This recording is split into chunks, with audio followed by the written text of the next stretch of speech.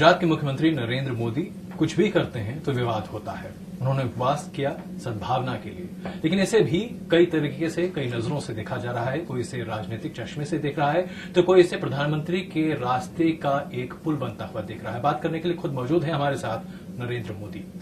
मोदी साहब, आपने जो कल खत लिखा, ओपन लेटर, उसमें आपने लिखा कि मेरे मन में सद्भावना आए और मैं चाहूंगा कि जो लोग मेरे बारे में कुछ भी कहते रहे या सोचते रहे या गुजरात को बदनाम करते रहे, उनके बारे में तमाम बुरी भावनाएं ना आए। क्या अभी तक आप आहत रहे हैं कि लोग आपके ऊपर और गुजरात पर जो आप कहते हैं तमाम आक्षेप लगाते रहे हैं? मैं पहले भी कभी आहत नहीं था, आज भी आहत नहीं हूं, लेकिन आहत के सिवाय भी तो एक स्टेज होता है जो इन सब के बावजूद भी अपनापन कैसे पनपे। किसी ने कुछ कर दिया, उसके बावजूद भी अगर मैं अनशन पर बैठा हूं तो मुझे भी तो ईश्वर से कुछ अपने लिए मांगना चाहिए। तो मैंने खुद के लिए मांगा है कि मुझे शक्ति दे, जो मुझे सबसे प्यार करने की ताकत दे, सबको अपना बनाने की ताकत दे। और ये तो निरंतर प्रक्रिया है जो चलनी चाहिए। लेकिन ये जो बार बार बातें उठती हैं, आप जब भी कुछ करना चाहते हैं लोग उसे एक अलग नजरिए से देखते हैं। अभी जब आप उपवास पर बैठे तो लोगों ने कहा कि लाल कृष्ण आडवाणी की रथ यात्रा के मुकाबले कहीं न कहीं आप इसे एक नया स्टंट के तौर पर इस्तेमाल कर रहे हैं। क्या वाकई में ऐसा होता है? आपकी सोच ऐसी होती है? देखिए, मीडिया को गर्मागर्म समाचारों की जरूरत होती है। अगर वो लॉजिक जिन्होंने भी शुरू किया, क्योंकि मैंने देखा कि आपके खुद का भी यही लॉजिक था परसों या 2-3 दिन पहले, अभी वो चला गया, उसके बाद कोई उसका उल्लेख नहीं कर रहा है। हवा में एक दिन चला लिया, गर्मा गर्म कर दिया, छोड़ दिया। कोई मुझे कहे कि आडवाणी जी की यात्रा अक्टूबर में है, इसको उसके साथ क्या लेना देना। ये एक राज्य का कार्यक्रम है और राज्य में भी बीजेपी का कार्यक्रम है, इसका और इसको कोई लेना देना नहीं हो सकता, हो ही नहीं सकता। और जब मैं पहली बार मैंने आज तक पर ही सुना ये लॉजिक, तो मैं भी हो गया कि कमाल के लोग यार क्या क्या सोचते रहते हैं। तो वही सोचते हैं जो तमाम राजनीतिज्ञ कहते हैं मोदी जी। अब मैं आरोप नहीं लगा रहा हूं, मुझे मजा आया, हंसी आ गई और कुछ नहीं हुआ। ये बताइए कि लोग ये कह रहे हैं, खास करके आपके जो विरोधी हैं, कांग्रेसी हैं या तमाम अन्य नेता, वो कह रहे हैं कि प्रधानमंत्री का पद कहीं न कहीं आपकी निगाहों में है और इसीलिए आप अपने आप को एक पोजीशन करना चाहते हैं और मुस्लिम माइनॉरिटी को भी आपकी तरफ लाने की कोशिश करें। आरोप कितना सही या गलत है? आप लोग मुझे बहुत सालों से जानते हो, मेरे जीवन को जानते हो। मेरे बहुत छोटी आयु में घर छोड़ा था। मेरे परिवार में किसी का राजनीति से लेना देना नहीं है। मेरे पिताजी कभी गांव का पंचायत का चुनाव भी लड़े नहीं है। मैं भी कभी स्कूल के अंदर या कॉलेज में मॉनिटर का चुनाव नहीं लड़ा हूं। मेरी जिंदगी अलग है।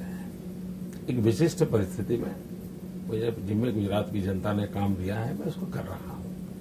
लेकिन आज जहां हूं वहां भी मैंने कभी सोचा नहीं था, कभी सोचा नहीं था कि हम यहां होंगे। तो इस प्रकार का सोचना वगैरह मेरी फितरत में नहीं है। दूसरा, अगर मैं फिलॉसफी के आधार पर कहूं तो मेरी जिंदगी की फिलॉसफी है, और जो मैं नौजवानों के साथ बात करता हूं तो बहुत उसको जम करके बांटता हूं और मैं आग्रह करता हूं। मैं लोगों को कहता हूं, कभी भी कुछ भी बनने के सपने मत देखो। अगर सपने देखने हैं तो कुछ करने के देखो।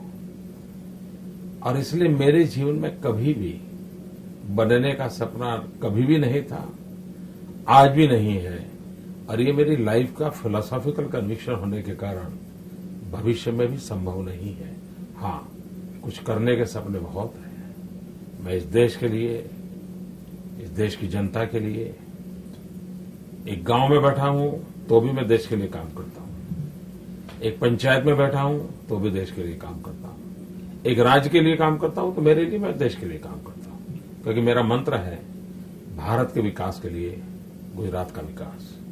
और इसलिए लेना, पाना, बनना, ये नरेंद्र मोदी की जहन में नहीं है। जो मुझे जानते हैं वो कभी ये सवाल ही नहीं उठा सकते मेरे लिए। व्यक्तिगत तौर पर अगर आप अलग इससे रखें, पार्टी के तौर पर अगर पार्टी कल को आपको ये जिम्मेदारी सौंपना चाहे तो आपको क्या इससे कोई गुरेज होगा? आप जानते हैं ये सारे सवाल बहुत लोडेड होते हैं। कोई हाँ कहे तो भी विवाद खड़ा किया जा सकता है, ना कहे तो भी विवाद खड़ा किया जा सकता है, और मीडिया का ये रटा रटा सवाल रहता है। नहीं, ये रटा रटा नहीं है। मैंने पहले भी इंडिया टुडे कॉन्क्लेव में भी आपसे ये सवाल पूछा था, इसलिए आज दोबारा पूछा। रटा होता है। लेकिन जैसे कि पार्टी समझती है, भारतीय जनता पार्टी के लोग मानते हैं कि आप उन लोगों में से हैं जिन्हें ये जिम्मेदारी सौंपी जा सकती है। कम से कम आप ये तो मानेंगे? मेरी किसी से बात नहीं हुई है।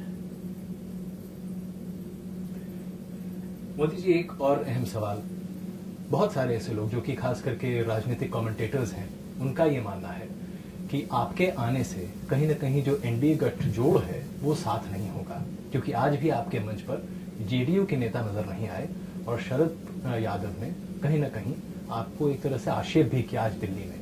आपको लगता है कि नीतीश कुमार या उनकी पार्टी के लोग या इस तरीके के लोग आपसे जुड़ना पसंद नहीं करते?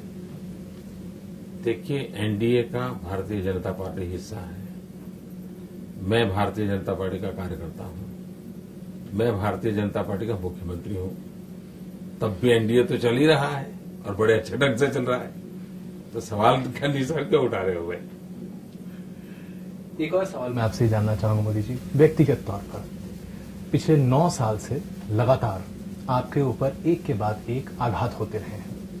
रात में जब आप अपने बिस्तर में सोते हैं, कई बार आपको लगता होगा कि क्या वाकई में ये सारे आरोप मेरे ऊपर सिर्फ इसलिए लग रहे हैं कि मैं नरेंद्र मोदी हूं, या इसलिए क्योंकि मैं बहुत अच्छा काम करता हूं? मैं शुरू में ये आरोप वगैरह की चीजें मेरा थोड़ा मन लगता था। अब मैं उसमें समय बर्बाद नहीं करता हूं। अब मैं पॉजिटिव सोचना, ज्यादा अच्छा करना, अगर 10 घंटे काम करता हूं तो 16 घंटे कैसे करूं, 16 घंटे करता हूं तो 18 घंटे कैसे करूं, इसी में मन लगा रहता है। इसलिए नेगेटिव कोई चीजें मेरे आसपास होती नहीं है, और शायद मेरी सफलता का कारण भी यही है कि आपने कभी मेरा बयान भी नहीं देखे होंगे। मैं चेक करो, मैं नहीं पढ़ता हूं, अपना काम करता रहता हूं, और लोकतंत्र में हूं तो उस पर सवाल भी उठाए जाएंगे और उठने भी चाहिए, उसकी आलोचना भी होगी, होनी भी चाहिए। वही तो डेमोक्रेसी की स्ट्रेंथ है, तो what is wrong in it? एक आखिरी सवाल, आज आपने लेबोरेटरी शब्द का इस्तेमाल किया। आमतौर पर लोग कहते थे कि आरएसएस और संघ परिवार की लेबोरेटरी गुजरात है, हिंदुत्व की लेबोरेटरी। आपने उसे डेवलपमेंट की लेबोरेटरी, विकास की लेबोरेटरी में तब्दील कर दिया।